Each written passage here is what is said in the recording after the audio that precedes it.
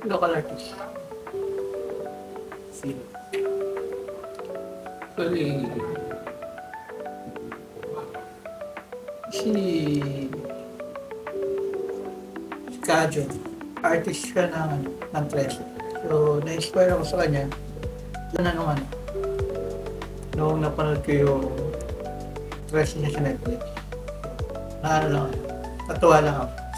Filipino concert. Ayan lang.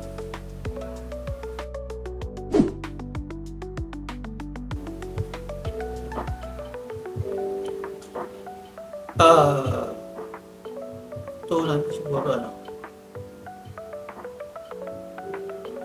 tawag dito, yun lang, simple lang. Huwag ka lang sumuko siguro. Kasi may times talaga na wala. Tapos, mapaghihinaan ka kasi maraming client na ayaw ng gawa. Minsan pipilit mo siya. Pero, di lahat naman ng client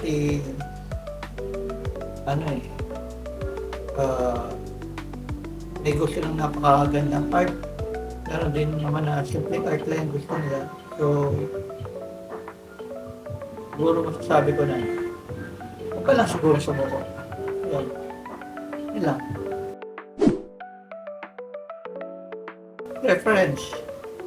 Mahalagang reference. Then, huwag kang mahihiyang gumamit ng mga assets. Siyempre, hindi naman tayo ganun kagaling paraan. So, meron din nag-i-evolve ng mga art. Katulad ng mapapansin mo sa mga bagong anime ngayon. Nakakagawa sila ng na iba-ibang klaseng angulo na nakakaiba. Bukod sa dating typical na art ng anime. So, kailangan natin siya i-adapt. Kasi, nag-level up yung mga art ngayon, kailangan mo sumabay. So, huwag kang mahiyang gumamit ng mga reference, research, yan, mahalaga yung research na yan. Kung meron kang mga dolls, gamitin mo yan. And then, huwag kang mahiyang gumamit ng experiment. Picturean mo yung sarili mo, yan. Pwede rin yun.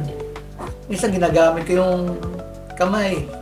Pagka kailangan kong gamitin, pagpipicture ako ng sarili ko, ganyan, kuha ko ng mga model. Internet, sa Pinterest, kuha ka ng reference mo doon.